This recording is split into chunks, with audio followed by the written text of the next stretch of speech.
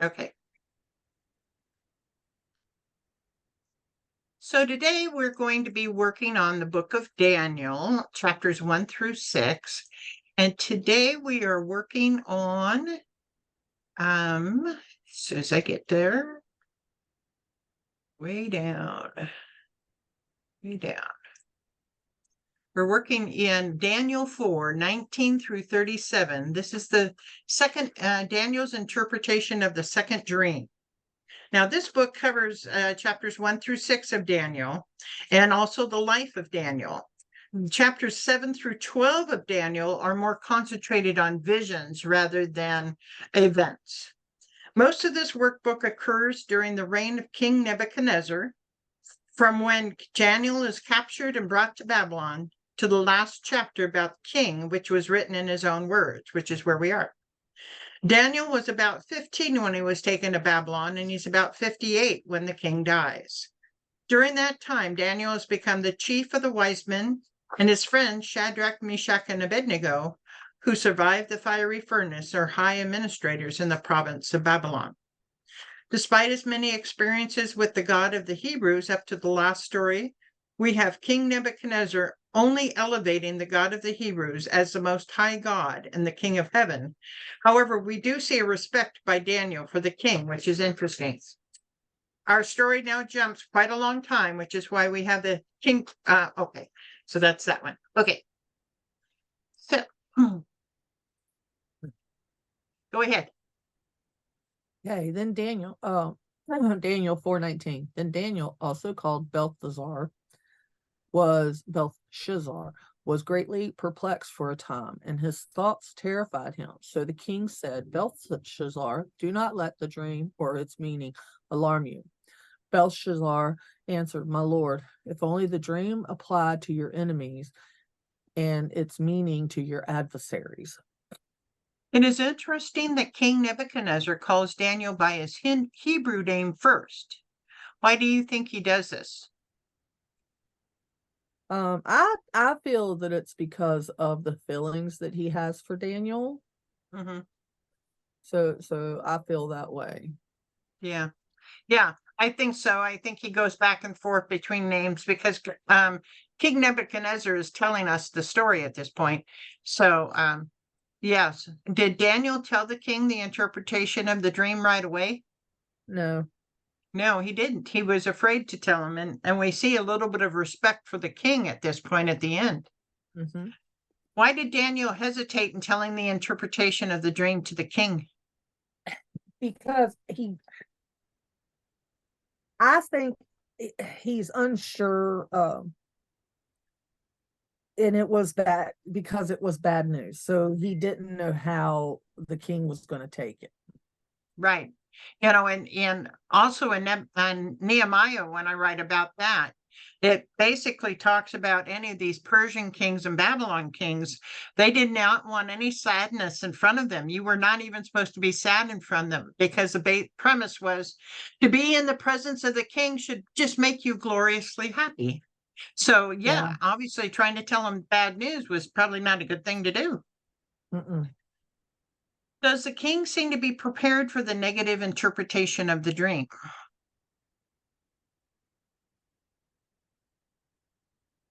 I think he was. I think he It was does seem like prepared. it. Yeah, he But says, he "Don't was, let it alarm you." He I said, think "But I need to." yeah. I think he knew that there was something bad, and he needed to know what it was. How does Daniel show that he cares for this king? Because he said he wished it applied to his enemies and adversaries, and basically not him. Yeah. With this information, why do you think the advisors before Daniel pretended not to be able to interpret the dream and allowed Daniel to handle it? Because they really didn't know, and they weren't going to try, and take a chance of get wrong and getting killed, or having their Right. houses turned to rubble. Well, no, yeah, you're right. Not only is it bad news, but if you bad news and you get it wrong, it's doubly worse, type Yeah, thing. So, exactly. yeah. Mhm. Daniel 4:20. The tree you saw, which grew large and strong, with its top touching the sky, visible to the whole earth, with beautiful leaves and abundant fruit, providing food for all, giving shelter to the wild animals, and having nesting places in its branches for the birds. Your Majesty, you are that tree. You have become great and strong. Your greatness has grown until it reaches the sky, and your dominion extends to distant parts of the earth. How would a large and strong tree relate to Nebuchadnezzar? Because Nebuchadnezzar during that time, he did have a vast kingdom and a strong kingdom. Yeah, he was a world leader at that point, not just an area leader. He Mhm. was a world leader, even though it didn't cover the whole world. The world that mattered at that point, he Mhm. covered. How would providing food for all, giving shelter and nesting places relate to Nebuchadnezzar? It's because during that time, his kingdom was very prosperous, so he was able to provide for everyone their standard needs for their food. Yeah. So who does the tree represent? Nebuchadnezzar. Daniel gives us three ways that Nebuchadnezzar is like that tree. They are, He's great and strong. His greatness has grown to the sky. His dominion reaches across the earth. right.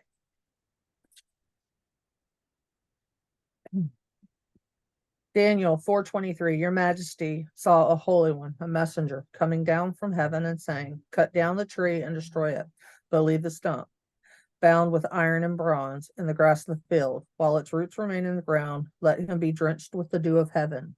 Let him live with the wild animals until 7 times pass by for him.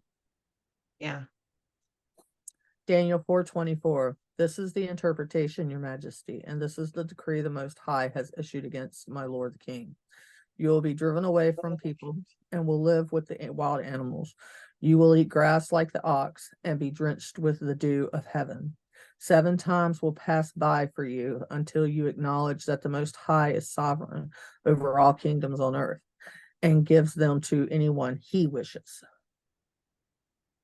Yeah. The king probably did not think his dream was going to be so literal. Who was this decree issued against? Nebuchadnezzar, Right. How would the king Nebuchadnezzar change? he will be driven away from people.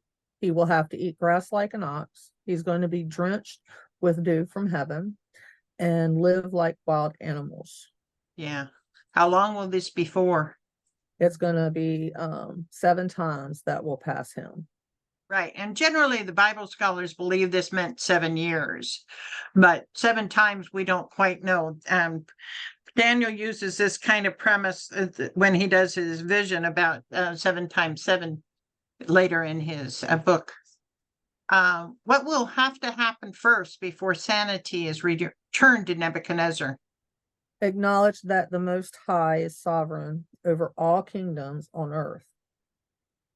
What a way to, I mean, you know, if anybody's wondering if they should become Christian, they should read this. Yeah, they Hey, should. God's going to make it worse and worse on you. How do you think the king will react to this interpretation? Um,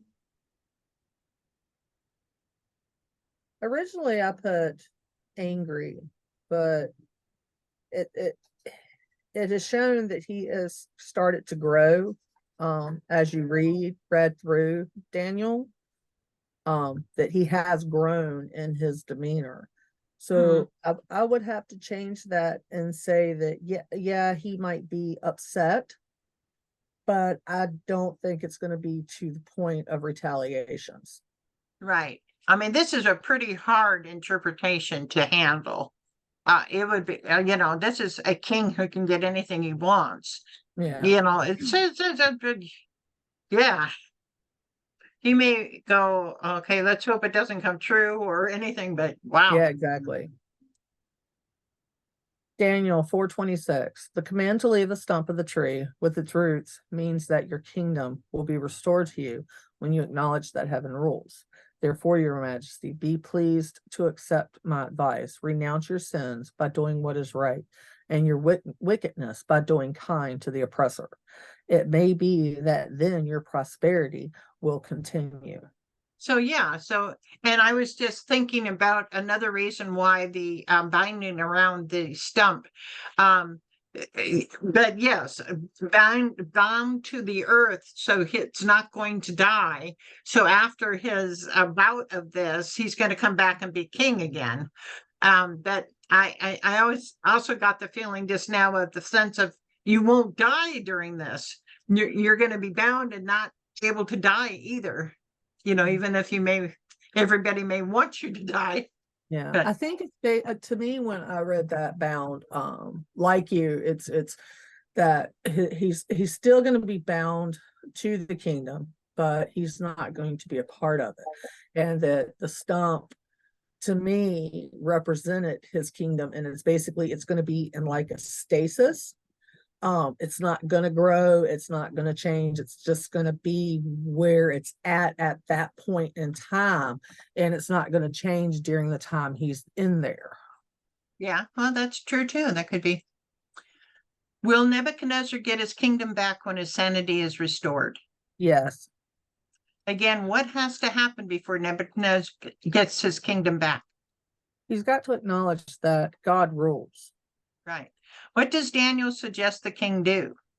He tells him to renounce his sins by doing what is right and be kind to the oppressed. Mhm. Does Daniel think it's possible to prevent the prophecy from coming true? Yes. Yeah, you can go both ways here. The fact that he had a dream beforehand means that God is basically saying this is going to happen if you follow the path that you're following, because, obviously it's a warning. So you Yeah. can change things. But on the other hand, a prophet tells what God tells him to do. And we do have a situation where things were different than what was prophesied, and that's in the book of Jonah, where Jonah tells Nineveh they're going to be destroyed in 40 days, and because they turn their lives around, they don't get destroyed. Yeah. So I get, go ahead. The Lord doesn't wish, it's not his desire to harm any of his children or to harm us. He wants to, he gives us warnings that we can, that well, Nebuchadnezzar, and that we can learn. He's saying, this is going to happen if you don't change. However, he wants us to change. He doesn't want to cause us harm or upset. That's not what he initially wants to do. Right. He And just wants to bring us closer. Yeah. And remember, God has been using Nebuchadnezzar to destroy Judah. I mean, to capture Judah. That was God's plan, not Nebuchadnezzar's, even though Nebuchadnezzar took belief of it. God had it in plan for several hundred years before Nebuchadnezzar. Does Daniel, okay, can a prophecy given by God be prevented? Consider the scriptures below. What is the only reason God changes the course of a prediction? Jonah 3:10, when God saw that they did and how they turned from their evil ways, he relented and did not bring on them the destruction he had threatened. Exodus 32:14. Then the Lord relented and did not bring his people to disaster he had threatened. Jeremiah 18:7-10. If at any time I announce that a nation or kingdom is to be uprooted, torn down, and destroyed, and if that nation I warn repents of its evil, then I will relent and not inflict on it the disasters I had planned. And if at another time I announce that a nation or kingdom is to be built up and planted, and if it does evil in my sight and does not obey me, then I will reconsider the good I had intended to do for it. Right. So these scriptures all tell us that it is possible to change the prophecy, and is precisely the reason why they're given warnings ahead of time. Just like you said, he doesn't want anybody to perish, even someone that's extremely evil. There's always potential in anybody. Exactly. Daniel 4:28. All this happened to King Nebuchadnezzar 12 months later, as the king was walking on the roof of the royal palace of Babylon. He said, Is not this the great Babylon I have built as the royal residence by my mighty power and for the glory of my majesty? How long after the dream did the prophecy take place? 12 months. Right. So, in 12 months' time in my life, I would have kind of forgotten about the prophecy. Oh, it's not happening because obviously it hasn't happened. So, just far enough along where you rest and don't keep careful caution. Circle the one I and the two my's in the following statement. It's not, hang on, I've got this little note here. Is not this great Babylon I have built as a royal residence by my mighty power and for the glory of my majesty? Well, we have one I, a couple my's. How is what Nebuchadnezzar said a sin? He's claiming the glory. He's claiming that he made it, not that it was not that it was God that made it and that God provided. He's claiming that he did all of this. Yeah, and that's what the problem is, especially since he's a ruler. Who is really in charge of what happens on earth, Nebuchadnezzar or God? God. Yeah. Aside from the general knowledge that God can manipulate the events of the world, we have specific prophecy that indicates God made Nebuchadnezzar prosperous. Based on Ezra below, why did God do this? Ezra 5:12. But because our ancestors angered the God of heaven, he gave them into the hands of Nebuchadnezzar, the Chaldean, king of Babylon, who destroyed this temple and departed the people to Babylon. And because because one, the ancestors angered God, and two, what he's doing falls into what they had done. So he's essentially basically repeating history because he's claiming that he did these things and he's not acknowledging that God did it. God provided him this. Right. And Jeremiah also says that 28:14. This is what the Lord Almighty, the God of Israel, says. I'll put an iron yoke on the necks of all these nations to make them serve Nebuchadnezzar, king of Babylon, and they will serve him, and I'll even give him control over the wild animals. So we know that God actually put Nebuchadnezzar in control and gave him those things. Therefore, God can manipulate even those who do not believe in him. Yes. Yeah, that's true. Daniel 4:31. Even as the words were on his lips, a voice came from heaven. This is what is decreed for you, King Nebuchadnezzar. Your royal authority has been taken from you. You will be driven away from people and will live with the wild animals. You will eat grass like the ox. 7 times will pass by for you until you acknowledge that the Most High is sovereign over all kingdoms on earth and gives them to anyone he wishes. Right. How fast did the events happen? So fast the words were still on his lips. Right. Did King Nebuchadnezzar lose his royal authority? Yes. I hope so. Imagine a kingdom being run by a person who thinks he's an ox. What animal would he be like? The ox. How long would the king be this way? 7 years. Yeah. What would he need to acknowledge for this insanity to cease again? That the Most High is sovereign, is over all kingdoms, and gives them to anyone. Right. Do you think Nebuchadnezzar knew who he was when he was eating grass like an ox? Maybe. It's possible. Yeah, I'm not entirely sure. I didn't know either. How do you think the people? Go ahead. I said maybe because they said that 7 times would pass. So it kind of, I don't know. And also too, he has to acknowledge the Most High. If he didn't know who he was, he wouldn't be able to do that. Exactly. Right. How do you think the people treated him during this time? They stayed away from him because they were probably fearful of him. Right. Well, just like our kings and royalty and princes and presidents are all protected and fashioned the way they want us to see them, they probably did that to some degree until they couldn't anymore. Daniel 4:33. Immediately what had been said about Nebuchadnezzar was fulfilled. He was driven away from people and ate grass like the ox. His body was drenched with the dew of heaven, till his hair grew like the feathers of an eagle, and his nails like the claws of a bird. Yeah, good grief. Yeah, I would stay away from somebody that looked like that too. Yeah. Daniel 4:34. At the end of that time, I, Nebuchadnezzar, raised my eyes toward heaven, and my sanity was restored. Then I praised the Most High. I honored and glorified him who lives forever. His dominion is an eternal dominion. His kingdom endures from generation to generation. All the peoples of the earth are regarded as nothing. He does as he pleases with the powers of heaven and the peoples of the earth. No one can hold back his hand or say to him, "What have you done?" Right. And still, he has a little altered view of the Most High compared to what we see. He sees the Most High as having his own decisions and we can't alter them.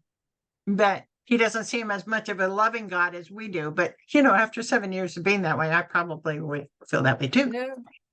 At Now, the end there of was Go something ahead. in this that I wanted to ask you about. Let me see if I can locate it again.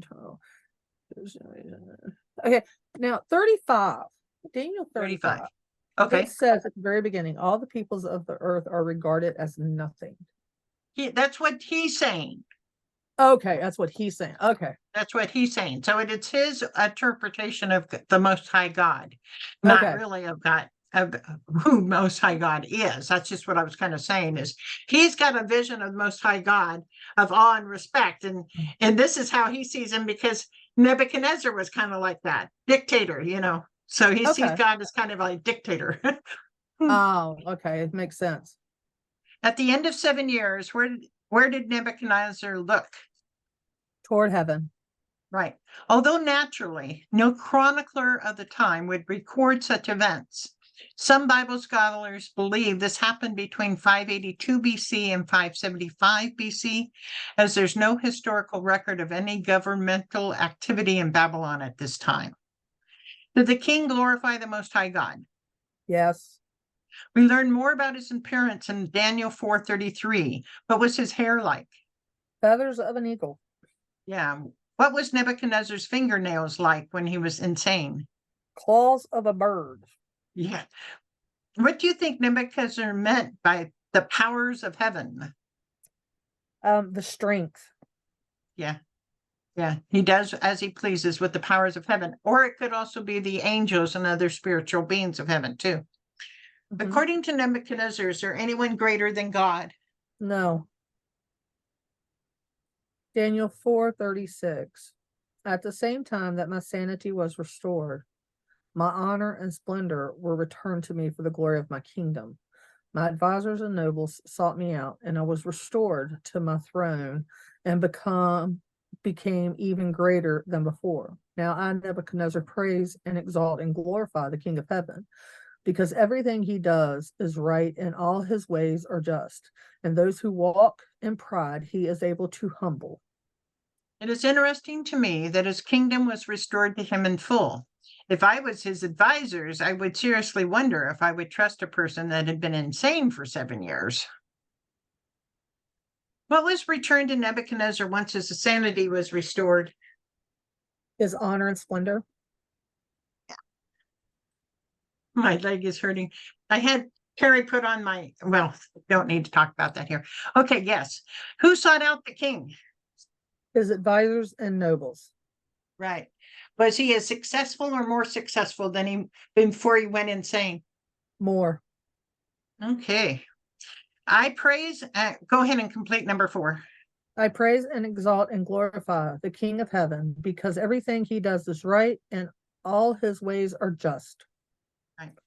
Looking at Proverbs below and Nebuchadnezzar's last sentence, what does God hate? Why does God hate pride so much? Proverbs 11:2. When pride comes, then comes disgrace, but with humility comes wisdom. Proverbs 16:18. Pride goes before destruction, a haughty spirit before a fall.